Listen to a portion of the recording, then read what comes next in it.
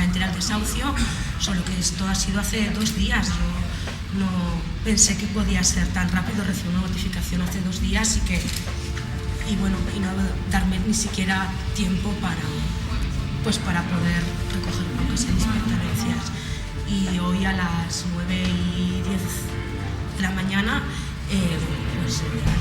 ha tocado el timbre insistentemente de fuera, el de dentro, y cuando he abierto pues me he encontrado me han dicho que eran, no recuerdo si policía judicial. ¡Un desalojo! ¡Otra ocupación!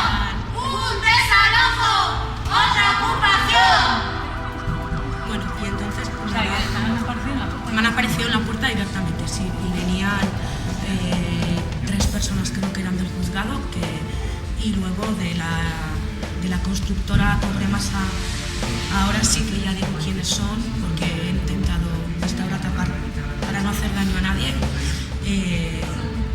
Pues la abogada, uno de los socios, supongo, el jefe de mantenimiento y